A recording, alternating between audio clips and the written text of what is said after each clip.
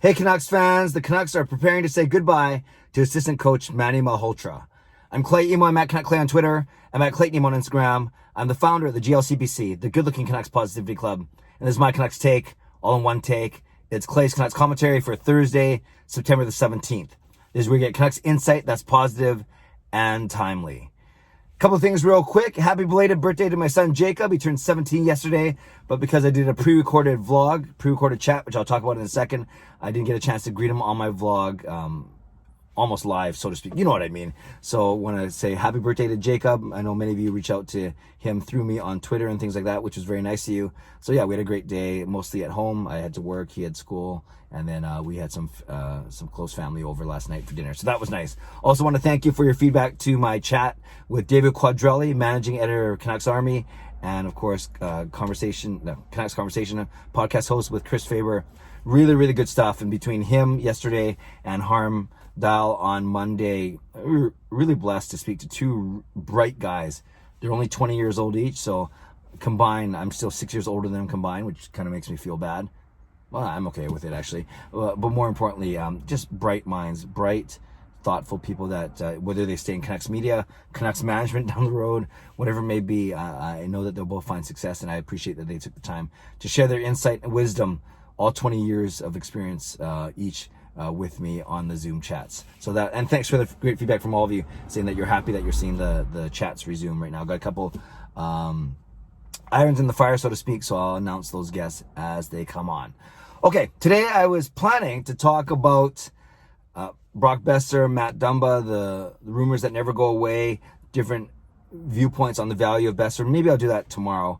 But today, just before I pulled over, my office is just over there, but just before I pulled over to record this, by the way, you like my haircut? Okay, I'll stay focused now. The news broke from Elliot Friedman of Sportsnet that Canucks assistant coach Manny Malhotra will be leaving the Vancouver Canucks to assume an assistant coach spot with the Toronto Maple Leafs. Now, you might be asking, well, why would he do that? It seems like a lateral move. It isn't. By title, yes, but he'll actually get to be on the bench in Toronto, and that obviously makes a big difference from a standpoint of feeling like you're more engaged with the team, being more present to the team during game nights themselves. So yeah, I have never been a coach at a hockey coach, so I think that intuitively that would make sense to me, that the fact that you're more present and you're more engaged just by being on the bench, developing strategy on the fly. I guess it's every coach's dream, especially if Manny Malhotra wants to be a head coach one day, and a lot of people say that he has the acumen to do so. So for Vancouver, after he retired, after playing here, in 2016 in September, he was hired as a development coach. And development coaches are good. They're like basically one step below the assistant coaches in that they'll work with forwards, they'll work with defensemen, they'll work with special teams, they'll work with goaltenders.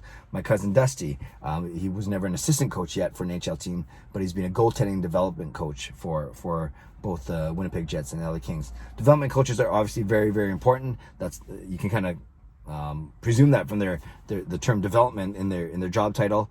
But yeah, so Malhotra did 1 year as a development coach, hired in September 2016, and then in September 2017 he was promoted as a true assistant coach. 4 assistant coaches at the time: Newell Brown, Nolan Baumgartner, Doug Jarvis, who has since been, I believe, moved on, and Manny Malhotra. And of course, you can't have 4 assistant coaches on the bench, so at that time it was decided that Newell Brown and Nolan Baumgartner, the 2 NBs, would be on the bench. I'm just going to clear this notification. Would be on the bench, and then Malhotra and Jarvis would be obviously running practices, doing video work, all those things, but they wouldn't be on the bench during game times, during games. And that's that's obviously an opportunity that Malhotra is going to get in Toronto. Now, the strength of Manny Malhotra's coaching, well, I'm sure there are many strengths. He's obviously a very good communicator. He's experienced. He's very well respected. All those things, and he's articulate. And I've had the chance to meet him a couple times at charity things. Actually, one day I met him in Steveston on July 1st during the Salmon Festival, the Salmon Parade, whatever it's called, Salmon Festival, Steveston Canada Day Parade. So I've met him a couple times. Really, really nice, really smart guy, very likable. Obviously, no one has a bad thing to say about Manny Malhotra. But I guess his biggest contribution among many here coaching the Vancouver Canucks is the work he did in the faceoff circle, especially with a guy like Bo Horvat. And we know that the Canucks were, I think, they're always top 5 in faceoffs in the league, faceoff percentage, win percentage. And you just look at the stats, all these guys are between 50 and sometimes close to 60% in faceoff wins. And Bo Horvat is the one that we hear the most because he takes the most faceoff. He's a faceoff beast, both in the offensive zone and the defensive zone. But we know that JT Miller would often take faceoffs, more than Elias Pettersson actually on that top line. We know that Jay Beagle is good in the faceoff circle. We know that Brandon Sutter is pretty good in the faceoff circle. And we also know that Adam Gaudette is improving in the faceoff circle as well. So a lot of that has to be attributed to Manny Malhotra and his work. And like I said, especially with Bo Horvat. And there's a reason why Horvat is known as one of the top 5, top 3, even center faceoff guys in the league. Not only just from a matchup perspective, like I said, offense, have to win a big draw, defense, have to help preserve a lead or whatever, and then oftentimes you'll see Horvat take a draw, and then as soon as the Canucks rush up in the defensive zone, as soon as the Canucks rush up the ice, he'll jump off, and then someone like Adam Gaudette will come on, depending on matchups and things like that. So very, very important work, and everything, obviously technique is the biggest thing, but including, the mental game when it comes to face-off, technique, that includes hand positioning, snap, your body positioning, your body work, your leg work, all those things. And there's certainly not one size fit all. Like, I'm not obviously a face-off expert.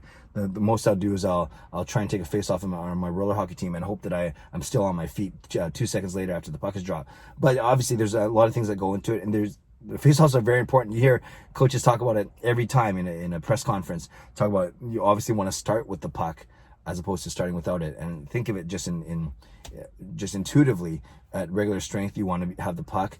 On a power play, if you lose a draw in the offensive zone and the other team rings it down the boards, that you're losing 15, 20, sometimes 25 seconds before you're actually set up again. So that's huge. And then on a penalty kill, just the exact opposite. If you can win a big draw and send it down the ice, that's amazing.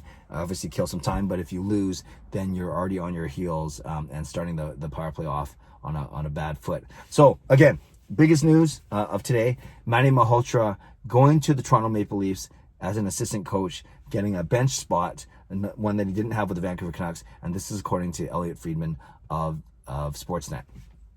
Also today, Quinn Hughes is talking, Brock Besser are talking to Canucks media via Zoom, so if anything massive comes out of there, I'll probably record a little bit later. Otherwise, maybe I'll touch on that tomorrow as well. And then, yes, speaking of Besser, I'll touch on the Besser-Dumba stuff tomorrow as well. But for today, I guess the question of the day is, how big of a blow do you think this will be to the Canucks organization?